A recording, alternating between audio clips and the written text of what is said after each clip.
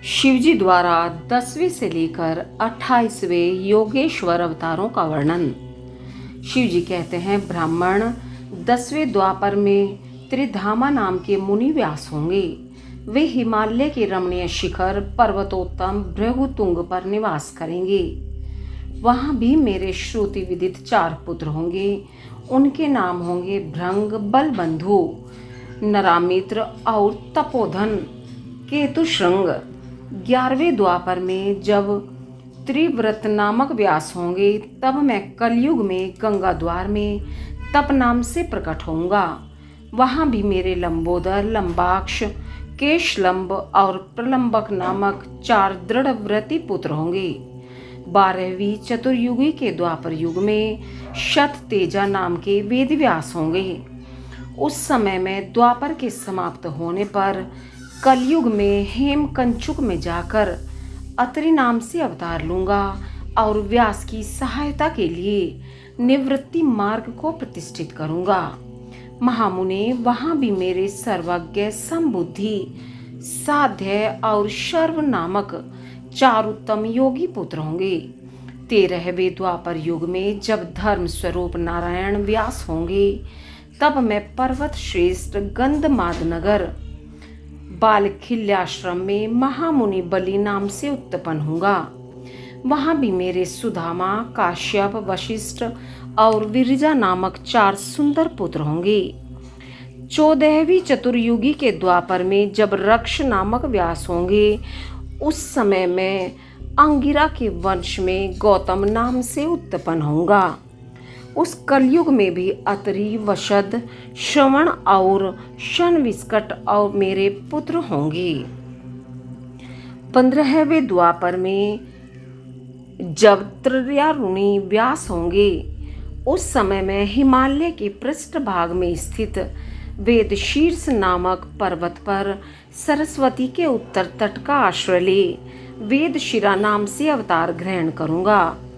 उस समय महापराक्रमी वेदशिर ही मेरा अस्त्र होगा। वहाँ भी मेरे 4 दृढ़ पराक्रमी पुत्र होंगे। उनके नाम होंगे कुणी, कुणिबाहु, कुशरीर और कुणेत्रक। 16वें द्वापर युग में जब व्यास का नाम देव होगा, तब मैं योग प्रदान करने के लिए परम पुण्य में गोकर्ण वन में गोकर्ण नाम से प्रकट होऊंगा।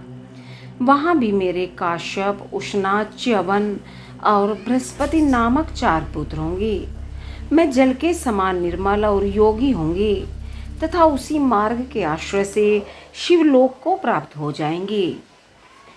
17वीं चतुर्युगी के द्वापर युग में देव कृतंजय व्यास होंगे। उस समय में हिमालय के अत्यंत ऊंचे एवं रमणीय शिखर महालय पर्वत पर गुहावासी नाम से अवतार धारण करूंगा, क्योंकि हिमालय शिव क्षेत्र कहलाता है। मयूतत्य, वामदेव, महायोग और महाबल नाम के मेरे पुत्र भी होंगे। 18वीं चतुर्युगी के द्वापर युग में जब ऋतंजय व्यास होंगे, तब मैं हिमालय के उस सुंदर शिखर पर, जिसका नाम शिखंडी पर्वत है और जहाँ महान पुण्य में सिद्ध क्षेत्र तथा सिद्धों द्वारा सेवित शिखंडी वन भी है, शिखंडी नाम से उत्पन्न होऊंगा।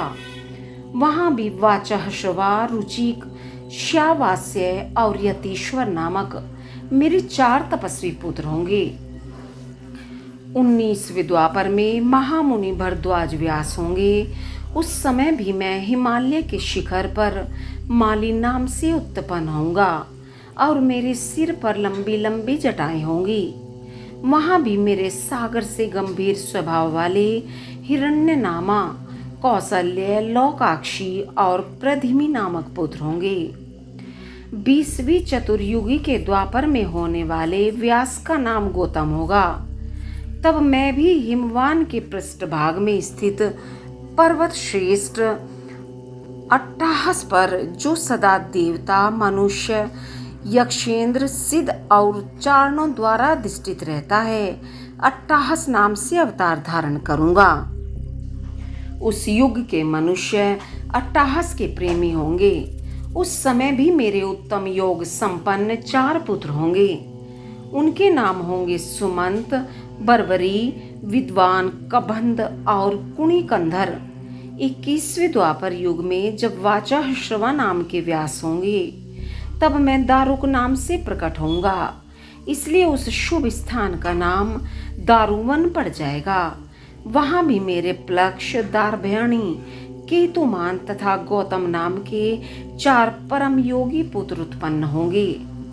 22वीं चतुर्युगी के द्वापर में जब सुषमायन नामक व्यास होंगे, तब मैं भी वाराणसीपुरी में लांगली भीम नामक महामुनि के रूप में अवतरित होऊंगा। उस कलयुग में इंद्र सहित समस्त देवता मुझ हलायुधधारी शिव का दर्शन करेंगे। उस अवतार में भी मेरे भल्लवी, मधु, पिंग और श्वेत केतु नामक 4 परम धार्मिक पुत्र होंगे।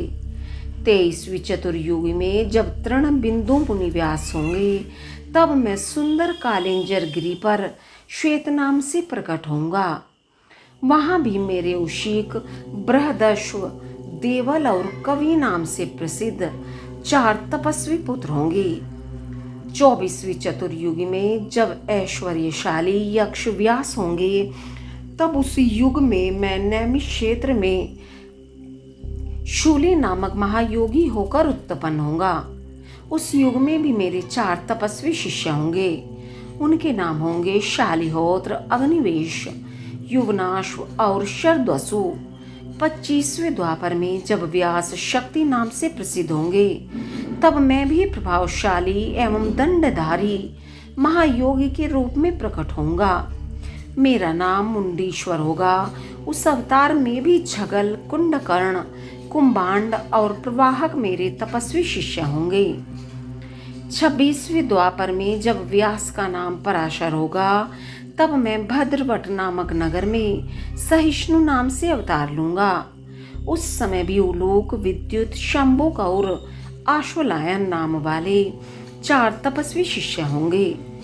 27वें द्वापर में जब जातु कर्ण व्यास होंगे, तब मैं भी प्रभास तीर्थ में सोम शर्मा नाम से प्रकट होऊंगा।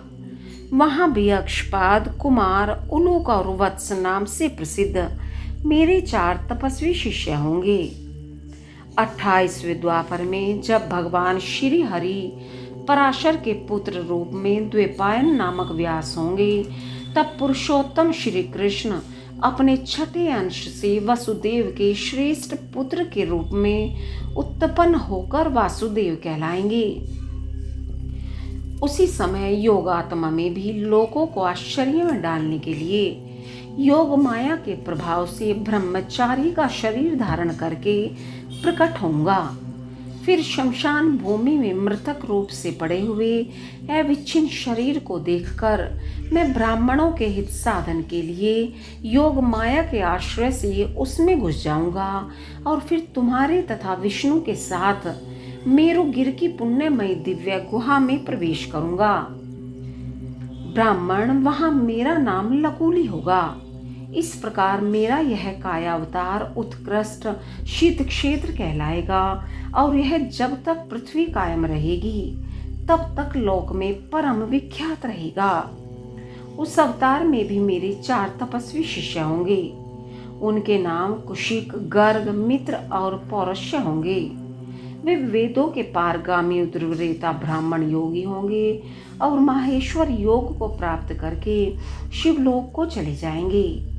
उत्तम व्रत का पालन करने वाले मुनियों, इस प्रकार परमात्मा शिव ने वैवस्वत मनवंतर के सभी चतुर्युगियों के योगेश्वर अवतारों का सम्यक रूप से वर्णन किया है। विभो 28 व्यास क्रमशः एक एक करके प्रत्येक द्वापर में होंगे और योगेश्वर अवतार प्रत्येक कलयुग के प्रारंभ में।